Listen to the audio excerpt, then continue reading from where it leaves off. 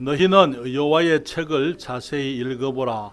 이것들이 하나도 빠진 것이 없고 하나도 그 짝이 없는 것이 없으리니 이는 여호와의 입이 이를 명하셨고 그의 신이 이것들을 모으셨음이라.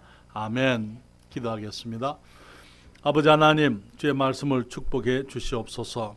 주님, 이제 2020년 이 강단을 통해서 하나님의 말씀이 증거되게 하시고 우리 주님이 높임을 받게 하시고 예수 그리스도의 이름이 높아지게 하시며 또 주님께서 영혼들을 주님께로 친히 이끄시는 복된 일들이 금년에도 가득하도록 주님 축복해 주시옵소서. 이 시간 주의 말씀과 또 성도들의 마음을 주님이 축복해 주시고 우리가 이 시간 우리 주님의 진리만 온전히 증거되어지므로 함께 기뻐하며 주님을 찬양하는 시간 되게 해 주시옵소서. 주의 은총을 감사드리오며 성령께서 주장하시기를 예수님의 이름으로 기도했습니다. 아멘. 자리에 앉으시겠습니다. 주님 말씀하시기를 너희는 여호와의 책을 자세히 읽어보라. 이것들이 하나도 빠진 것이 없고 하나도 그 짝이 없는 것이 없으리니 이는 여호와의 입이 이를 명하셨고 그의 신이 이것들을 모으셨음이라 말씀을 하고 있습니다. 제가 2020년을 이제 생각하면서 몇 개월 전부터 2020년의 사역을 생각하면서 주님께 기도해 왔더래서 주님, 새해가 되면 어떤 모습의 사역이 이루어져야 되겠습니까? 주님이 어떤 모습으로 우리가 주님을 섬기기를 원하십니까? 근데 이제 그 새해의 주제를 주님께서 이 말씀 가운데 제게 주셨어요. 너희는 여호와의 책을 자세히 읽어보라. 하나님께서 우리에게 말씀을 주시고는 그 말씀 우리에게 던져 놓으시고는 자세히 읽어봐라. 그렇게 얘기를 했습니다. 이 성경은 마치 하나의 보고와 같습니다. 광산과 같아요. 진리의 보고, 정말 아름다운 영적 비밀과 축복들의 광산과 같은 것이기 때문에 이제는 우리들에게 있는 과제는 그 말씀을 들어가서 그 성경에 들어가서 진리를 찾고 이 보물들을 캐내는 그 작업이 우리에게 있는 것입니다. 여러분, 여호와의 책, 이 성경은 인류에게 주어진 가장 큰 자산이다. 그렇게 말씀을 드릴 수가 있습니다. 세계에서 영적으로, 도덕적으로, 또 사람들의 문화적인 부분에 있어서 그 외에도 많은 이 부분에 있어서 가장 큰 영향을 미친 책이 바로 하나님의 말씀 성경인 것입니다. 1445년에 구텐베르그가 독일에서 활자 인쇄술을 발명하면서 가장 먼저 인쇄한 책이 성경이었어요. 그렇기 때문에 지금도 구텐베르그 성경이 지금도 여러 박물관에 소장되어져 있습니다. 그때부터 지금까지 세계에서 매년 가장 많이 인쇄되어지는 책 성경이 세계에서 가장 많이 인쇄되어지고 있고 또 가장 많이 팔리고 있고 가장 많이 읽혀지고 있는 책인 것입니다. 그리고 지금도 수많은 언어로 번역되어졌고 또 번역되어지고 있는 것이 성경에 우리들에게 하나님께서 우리의 글로 우리의 말로 읽을 수 있는 성경이 있는 것, 그것은 참으로 복된 것입니다. 저는 지난 연말에 우리 한국말 이 한글 성경이 번역되어진 과정, 그리고 이 한글 성경이 우리 나라에 우리 민족에게 어떤 큰 영향을 미쳤는지 어떻게 큰 축복이 되었는지 저는 여러분들과 함께 말씀을 공부한 적이 있습니다. 그래서 저는 이제 2020년에 성경을 더 자세히 알기를 원합니다. 저도 성경을 더 자세히 알기를 원하고 우리 모든 성도들이 여호와의 책 하나님의 말씀 성경을 더 자세히 알게 되기를 바랍니다. 이 성경을 아는 사람들이 성경의 유익을 이렇게 노래했더랬어요. 여기 시편 19편 7절부터 11절에 시편 기자가 말하기를 여호와의 율법은 완전하여 영혼을 소성케 하고 여호와의 증거는 확실하여 우둔한 자로 지혜롭게 하며 여호와의 교훈은 정직하여 마음을 기쁘게 하고 여호와의 계명은 순결하여 눈을 밝게 하도다. 여호와를 경외하는 도는 정결하여 영원까지 이르고 여호와의 규례는 확실하여 다 의로우니 금 곧 많은 정금보다 더 사모할 것이며 꿀과 송이 꿀보다 더 달도다. 또 주의 종이 이로 경계를 받고 이를 지킴으로 상이 크니이다. 그렇게 얘기를 했습니다. 그리고 또 시편 119편 97절부터 100절까지 성경은 또 말하기를 내가 주의 법을 어찌 그리 사랑하는지요. 내가 그것을 종일 묵상하나이다. 주의 계명이 항상 나와 함께하므로 그것이 나로 원수보다 지혜롭게 하나이다. 내가 주의 증거를 묵상함으로 나의 명철함이 나의 모든 스승보다 성하며 주의 법도를 지킴으로 나의 명철함이 노인보다 성하니이다. 여러분, 어려서부터 예수를 믿는 아이들이 학교 공부를 잘하는 거 아세요? 그거는 여기 어떤 특별한 사람들에게만 있는 게 아니고, 특별히 어린아이 어렸을 때부터 하나님의 말씀을 공부하는 아이들이 똑똑해지는 거예요. 주님 말씀하시기를 여호와를 경외하는 것이 지식의 근본이다, 그렇게 얘기했어요. 하나님을 알고 주님을 경외하는 것이 지식의, 우리가 배워야 될 것 중에서 가장 근본, 영어 성경에 보게 되면 the beginning of the knowledge, 그렇게 얘기했어요. 다시 말하면 이 지식의 시작, 우리가 그 많은 것들을 아이들에게 가르치기를 원하지만 제일 먼저 가르쳐야 될 것이 하나님이 살아계신다는 것하고 하나님을 경외하고 하나님의 말씀을 배우고 어려서부터 이제 믿음 가운데 성장하게 되면 그런 아이들은 잘되게 되어져 있는 것입니다. 하나님이 축복하게 되어져 있는 것입니다. 그래서 성경은 말하기를, 여기 이 시편 기자는 내가 주의 계명이 항상 나와 함께하므로 그것이 나로 원수보다 지혜롭게 합니다, 그렇게 얘기를 했어요. 내가 주의 증거를 묵상함으로 나의 명철함이 나의 모든 스승보다 성하며, 선생님들보다 내가 더 똑똑하다 그 말에. 그리고 말하기를 주의 법도를 지킴으로 나의 명철함이 노인보다, 우리는 노인들이 지혜로운 사람들이고 노인들이 지식이 많은 사람들이라고 우리가 얘기합니다만은, 그러나 성경은 주님 말씀하시기를 여기 내가 주의 증거를 묵상하고 성경을 알게 되면은 우리가 선생님들보다 더 지혜로울 수 있고 노인들보다 더 똑똑해질 수가 있다, 그렇게 성경에서 말씀을 하고 있는 것입니다. 우리가 이제 너희는 여호와의 책을 자세히 읽어보라 말씀을 하는데요, 먼저 이 성경은 여호와의 책이다, 성경이 말하고 있는 것입니다. 사람들이 말하기를 이 성경은 사람이 기록했다, 이렇게 얘기해요. 그러나 성경이 비록 사람의 손으로 기록되었지만은 사람의 책은 아닙니다. 베드로서 1장 20절 21절에 주님 말씀하시기를 먼저 알 것은 경의 모든 예언, 성경의 모든 예언은 사사로이 풀 것이 아니니, 우리가 개인적으로 함부로 풀 것이 아니다. 왜? 21절에 예언은 언제든지 사람의 뜻으로 낸 것이 아니요 오직 성령의 감동하심을 입은 사람들이 하나님께 받아 말한 것임이니라. 이 성경의 모든 예언은 사람이 한 것이 아니고 사람이 뜻으로 낸 것이 아니고 사람이 이것을 써야 되겠다 해서 쓴 것이 아니다, 그 말이에요. 이것은 하나님의 성령의 감동하심을 입은 사람들이 하나님께 받아서 이 말씀을 했다, 그렇게 말하고 있는 것입니다. 여러분, 성경이 몇 권인지 아세요? 한 권이죠. 여러분, 성경이 몇 권입니까? 2권입니다. 구약과 신약 2권이 있어요. 그렇죠? 성경이 몇 권입니까? 그 안에 66권의 작은 책들이 있습니다. 그렇죠? 그래서 우리가 이 성경, 이 66권으로 기록되어진 이 성경 말씀이 하나가 되어져 있다, 한 분의 말씀이라는 사실인 것입니다.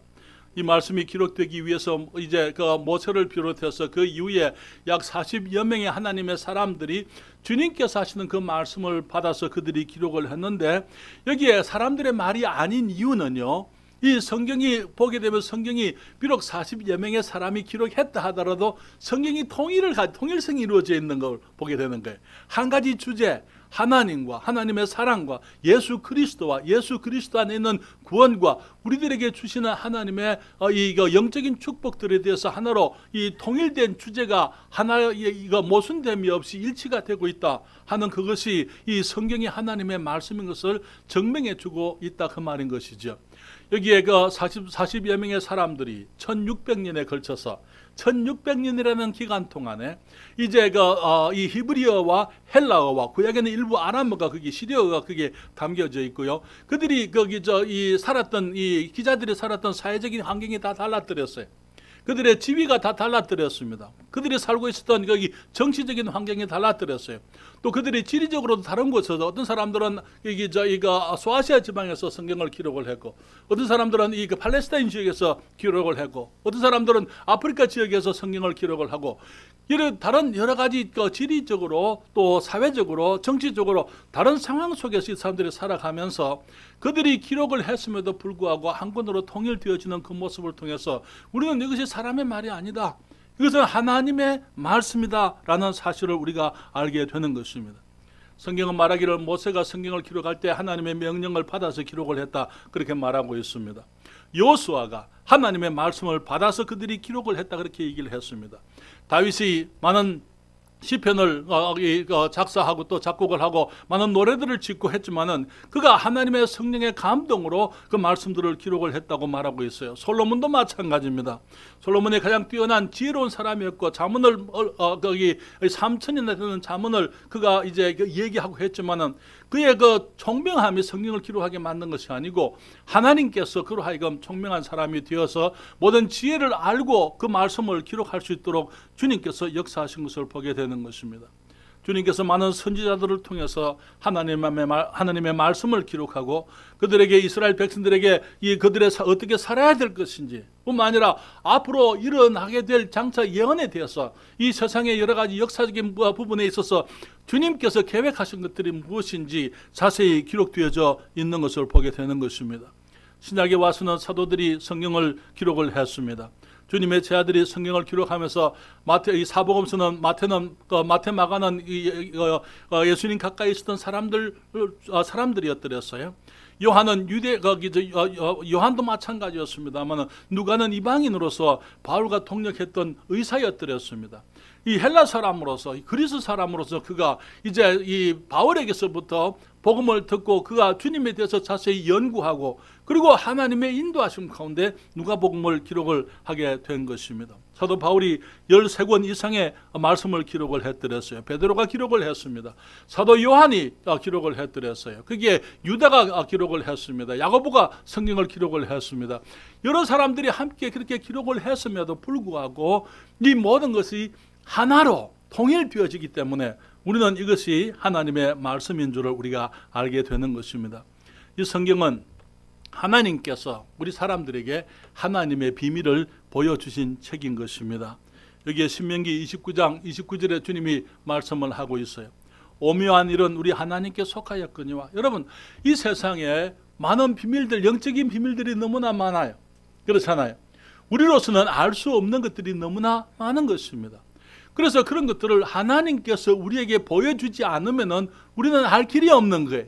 그래서 주님께서 성경을 통해서 성경에 기록한 사람들에게 영적인 비밀들을, 오묘한 일들을 알게 하시고 그 사람들이 그 계시를 받았을 때에 그 말씀을 깨달았을 때 그것을 기록할 수 있도록 주님께서 역사를 해 주셨기 때문에 지금 우리에게 이 66권 한 권 성경이 남아져 있는 것이죠.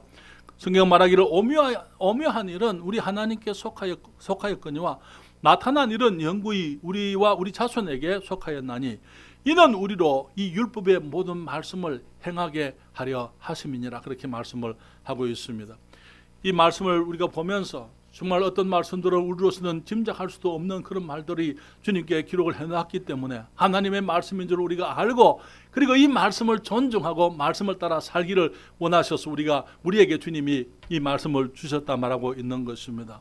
성경은 말씀하시기를 또 아모스 3장 7절에 주 여호와께서는 자기의 비밀을 그종 선지자들에게 보이지 아니하시고는 결코 행하심이 없으리라. 그렇기 때문에 주님 이 구약에서부터 주님께서 많은 주님이 하실 일들에 대해서 아담에게 에덴 동산에서도 말씀을 하셨습니다. 노아에게 주님께서 말씀을 하셨어요. 모세에게 말씀하시고 아브라함에게 말씀하시고 이삭과 야곱에게 주님이 말씀하시고 주님께서 하시려고 하시는 일들을 그 종들에게 말씀하시고 말씀하신 것들이 이루어지도록, 그래서 이루어짐을 통해서 그 성취되는 예언을 통해서 하나님의 말씀이 하나님의 말씀인 것을 주님이 증명했던 것이죠.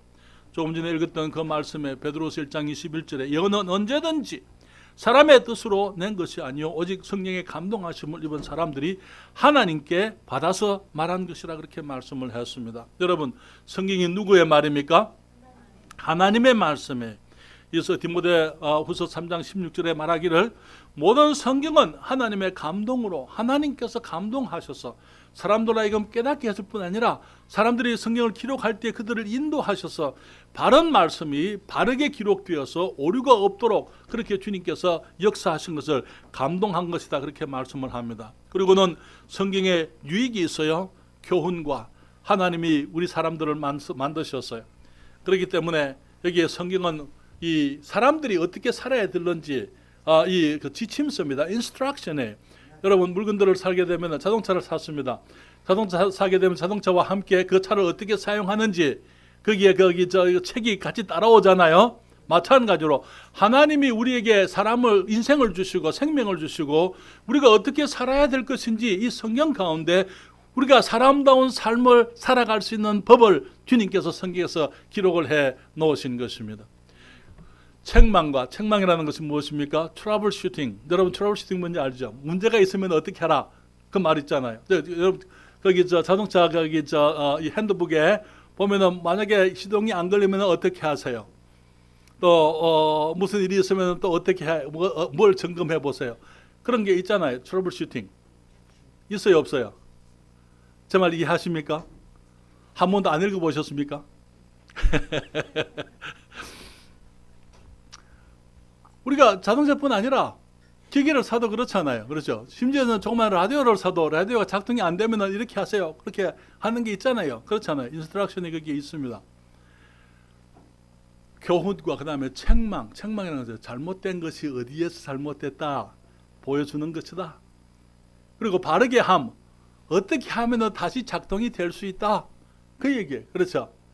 그리고 이제 의로 교육하게 계속적으로 잘 사용하기 위해서는 어떻게 해야 된다. 이 성경 말씀이 우리 인생의 지침서입니다. 주님께서 우리에게 이 말씀을 주신 것이죠. 여러분, 이 하나님이 성경은요, 사람들에게 비록 우리에게 나와 지금은 우리와 함께 있지만 이 세상이 다 지나가도 모든 것이 다 사라진다 하더라도 하나님의 말씀은 영원토록 있을 것이라고 성경은 말하고 있는 것입니다. 주님 말씀하시기를 베드로전서 1장 23절에 너희가 거듭난 것이 우리가 죄를 용서받고 하나님의 자녀로 다시 태어나게 된 것이 썩어질 시로 된 것이 아니요 썩지 아니할 시로 된 것이니 하나님의 살아있고 항상 있는 말씀으로 되었느니라. 여러분 우리가 부모님으로부터 받은 그 우리의 생명의 씨앗은 썩어질 거예요. 이것은 우리 죽는 것입니다. 없어지는 것이에요. 그러나 거듭난 것, 하나님의 백성으로 하나님의 자녀로 다시 태어나야 된다 이렇게 말씀하시고 우리가 다시 태어날 수 있는 것은 썩어질 시로 되는 것이 아니고 썩지 아니하고 항상 언제든지 영원토록 있는 하나님의 말씀으로 우리가 거듭난 것이다. 그렇게 말씀을 하고 있는 것입니다. 베드로전서 1장 25절에 오직 주의 말씀은 세세토록 있도다 하였으니 너희에게 전한 복음이 곧 이 말씀이니라. 예수님께서도 말씀하시기를 천지는 없어지겠으나 내 말은 1.1획이라도 없어지지 아니하고 다 이루겠다. 그렇게 말씀을 하신 것을 보는 것입니다. 그렇기 때문에 사랑하는 여러분, 이 성경은 여호와의 책입니다.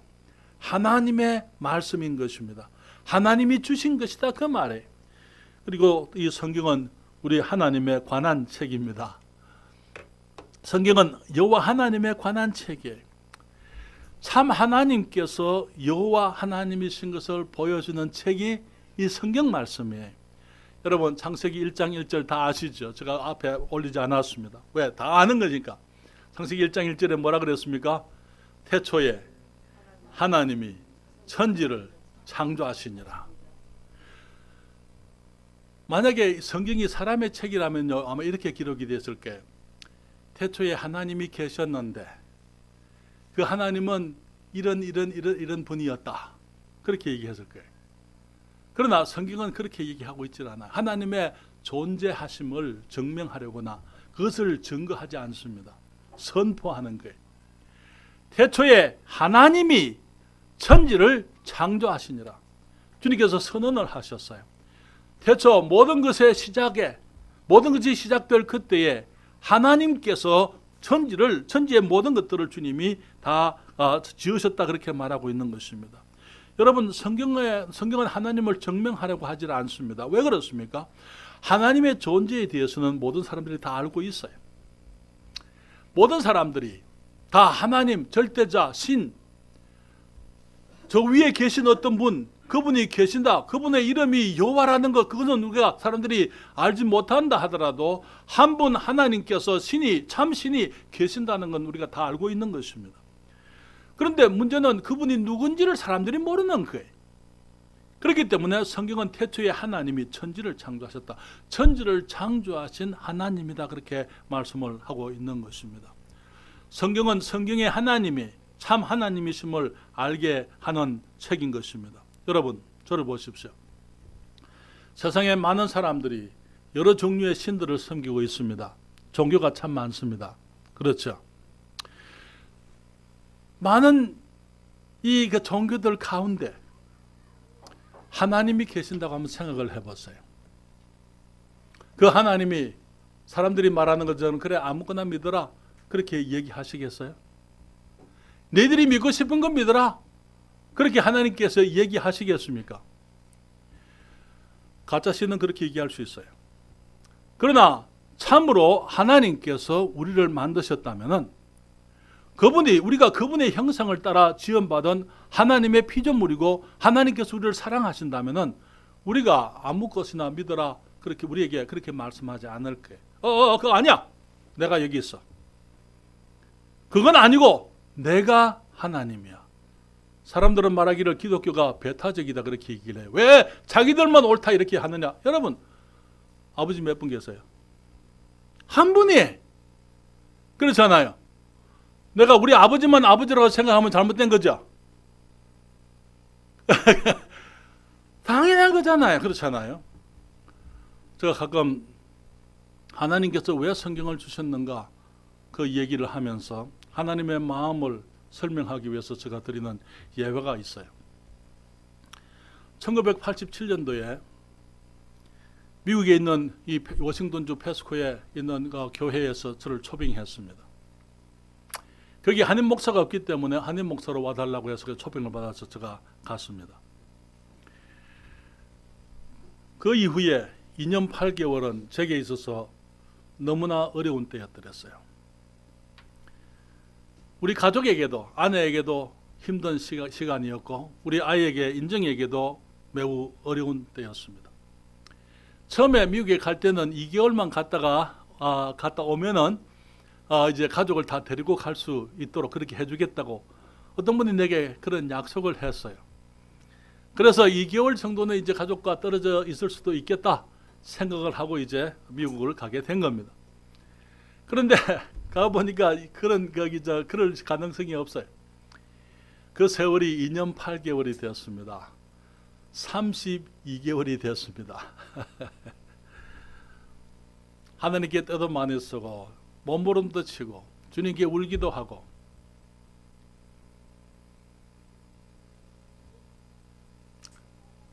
미국으로 가면서 수원에 개척하던 그 교회를 후임자에게 맡겼고 아내와 우리 아이는 이제 이 부산에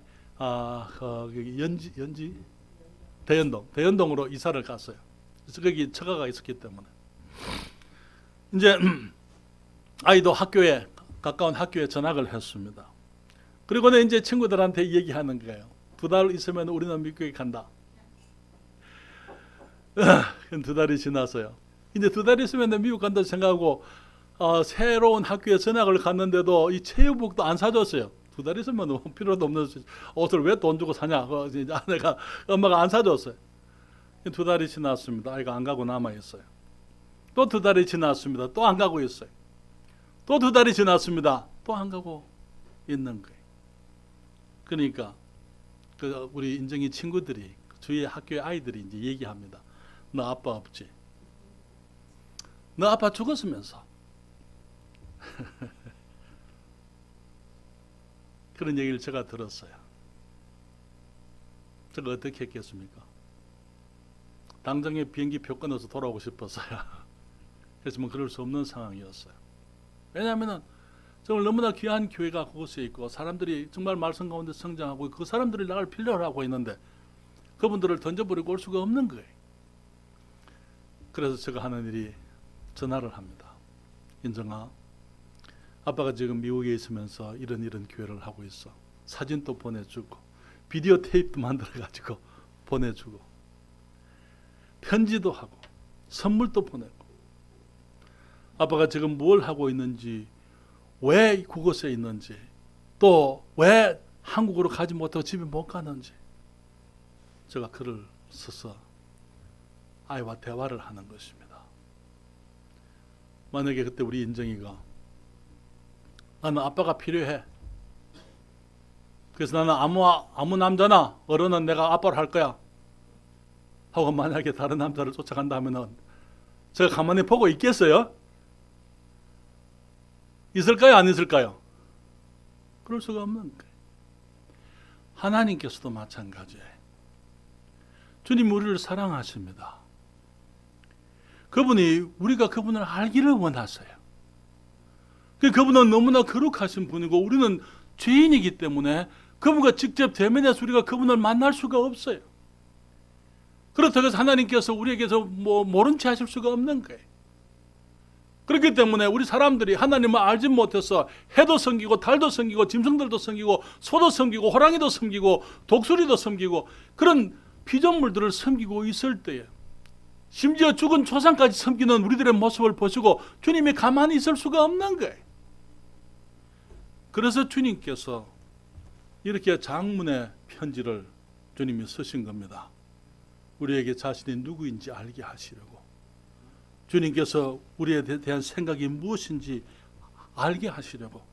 주님의 계획이 어떤 것인지 주님께서 우리들에게 알게 하시려고 주님께서 성경을 기록을 해서 하나님의 사람들을 통해서 말씀이 기록되게 하신 것입니다. 여기 히브리서 1장 1절 2절인데요. 옛적의 선지자들로 여러 부분과 여러 모양으로 우리 조상들에게 말씀하신 하나님이 이 모든 날 마지막에 아들로 우리에게 말씀하셨으니 이 아들을 만유의 후사로 세우시고 또 저로 말미암아 모든 세계를 지으셨느니라. 사랑하는 여러분, 옛적부터 선지자들을 통해서 여러 부분과 여러 모양으로 조상들에게 이스라엘 백성들에게 말씀하신 그 하나님이 이 모든 날 마지막에 아들로 우리에게 말씀하셨으니 하나님이 사람이 되어 오신 겁니다. 하나님께서 사람이 되어 오셔서 직접 우리 사람들을 사랑한다고 말씀하시려고 주님께서 예수 그리스도를 통해서 주님이 오신 거예요. 32개월 후에 제가 이제 영주권을 받고 이제 아내와 아이를 데리고 이제 미국에 가기 위해서 제가 비행기를 타고 왔습니다. 그리고는 이제 같이 미국에 가게 된 거죠. 그 세월이 벌써 오래됐습니다. 그렇죠. 30년이 넘었어요. 하나님께서 우리들에게 정말 저와 저의 가족에게 허락하셨던 그 수많은 축복들을 이루 말할 수가 없어요. 사랑하는 여러분, 이 성경은 하나님에 관한 책이에요. 하나님에 대해서 우리가 알지 못하니까 하나님이 우리에게 하나님을 알게 하시려고 주님이 성경을 기록하게 하신 것이죠. 우리는 성경을 통해서 하나님이 온 세상을 지으신 것을 우리가 배우게 됩니다.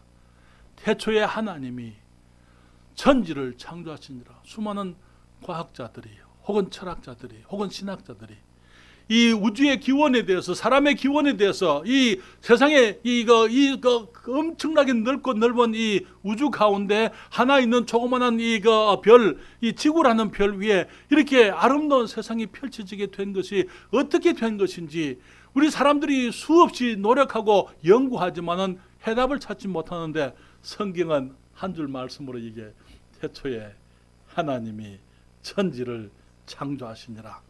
성경에서 주님께서 우리 온 세상을 지으셨다는 것. 수많은 사람들이 연구하고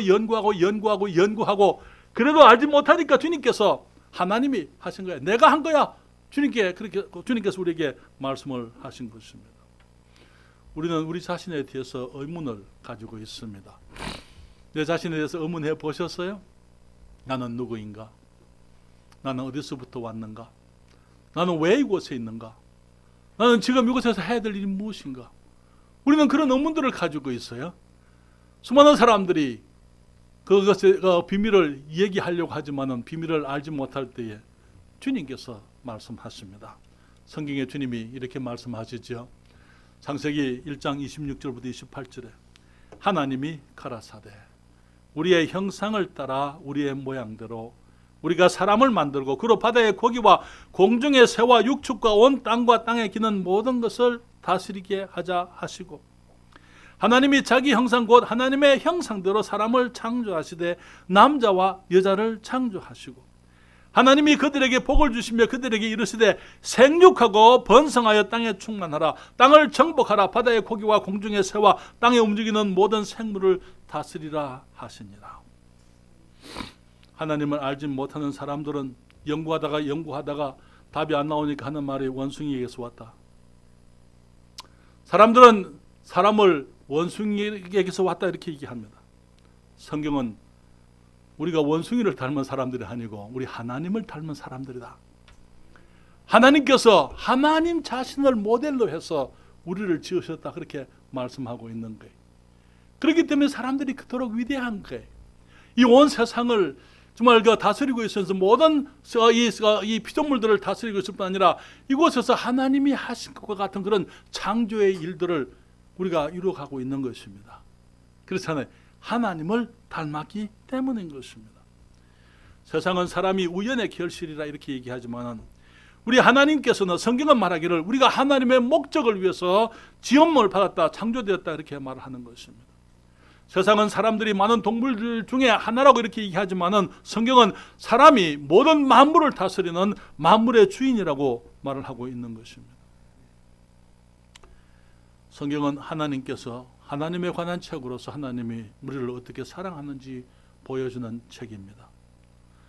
우리들의 문제 어디서 시작되었는지, 주님께서 우리의 범죄, 우리의 연약함, 정말 우리가 귀하게 지음 받았지만 또 너무나 못난 것이 사람 아닙니까? 그렇잖아요. 우리가 그렇게 정말 아름답게 지음 받은 사람들이 왜 그렇게 못난 짓들을 하고 있는지, 그 문제가 우리가 주님께 범죄했기 때문이라 하는 그 사실, 말씀을 불신하고 불순종한 그 사건을 주님께서 창세기에서 우리에게 보여주고 있는 것입니다. 그래서 우리의 모든 눈물과 고통과 우리의 어려움의 원인이 우리에게 있는 죄 문제라는 것, 죄 때문에 이 모든 슬픔이 있다는 것을 주님께서 보여주시면서 또한 주님께서는 그 해결책까지도 보여주시는 거예요. 하나님께서 우리를 어떻게 도우시는지. 여러분, 우리 부모님들이 자녀들에게 어떤 문제가 있으면은 비록 그 문제들이 자녀들이 잘못해서 생긴 결과라 하더라도 그 문제를 도와주려고 하는 거예요. 그렇죠? 왜 그렇습니까? 우리가 부모님들이 하나님을 닮았기 때문에 그래요. 하나님께서도 우리의 문제를 너희들 문제니까 하고 주님께서 우리에게 해결하라고 말씀하지 아니하시고 너희들 문제가 내 문제다 말씀하시는 거예요. 인정이가 대학에 가서 거의 매주 저와 통화를 했어요. 대학생활 할 동안에. 좋은 일이 있어도 전화합니다. 친구들 간에 문제가 있어도 전화합니다. 전화하면서 아빠 버스를 타고 이제 버스에서 일을 했기 때문에 이제 거기 시카고에 다니면서 아이들을 교회로 데리고 오는 그런 일을 했어요. 거기 누구누구를 만났는데 그 애가 정말 너무 힘들어요. 아빠 어떻게 좀 도와줬으면 좋겠어요. 아이의 필요는 내 필요예요. 아이가 만약에 뭘 하고 싶어 하는데 능력이 안 돼요. 그러면은 그것은 곧 내 문제가 되는 것입니다. 하나님도 마찬가지. 우리가 비록 하나님께 범죄해서 하나님을 떠나왔지만, 그래서 죄 가운데 살아가면서 우리가 고통 속에 있지만 하나님께서 너희들이 잘못했으니까 너희들이 알아서 해라 그렇게 말씀하지 않는다 그 말이에요. 주님께서 자기 아들을 보내십니다. 예수 그리스도를 보내셔서 주님께서 우리에게 구세주를 약속하시고 주님께서 우리로 하여금 다시 이제 회복되어지도록, 아버지와 관계가 회복되어지도록, 다시 주님께 나올 수 있도록 우리의 모든 죄가 용서되어지고 하나님 안에서 진정한 평안과 기쁨, 회복의 그 기쁨을 알게 하시려고 성경이 기록되어진 것입니다. 그러니 여러분, 우리가 너무나 잘 아는 말씀이죠. 하나님이 세상을 이처럼 사랑하사 독생자를 주셨으니, 독생자 예수님을 주셨다. 왜 주셨어요? 이는 저를 믿는 자마다 멸망치 않고 영생을 얻게 하려 하심이니라. 우리 하나님의 사랑이, 하나님이 세상을 이처럼 영어에 God so loved, 너무도 하나님이 사랑하셨다. 어느 만큼? 독생자를 보내실 만큼, 하나밖에 없는 자기 아들을 희생하시려고 하실 만큼 주님께서 우리를 사랑하셨어. 저를 믿는 자마다, 예수님을 믿는 사람들은 멸망하지 않고 죄의 심판을 받지 아니하고 영생을 얻게 하려 하십니다. 영생은 하나님의 생명이 영생이에요. 그냥 단순히 그 안 죽고 영원대로 그냥 사는 그 길기만 한 시간에 그게 영생이 아니에요. 영생은 하나님의 생명인 것입니다. 그 하나님의 생명을 얻게 하게 하시려고 주님께서 우리에게 그 아들 예수 그리스도를 보내셨다 말하고 있는 것입니다.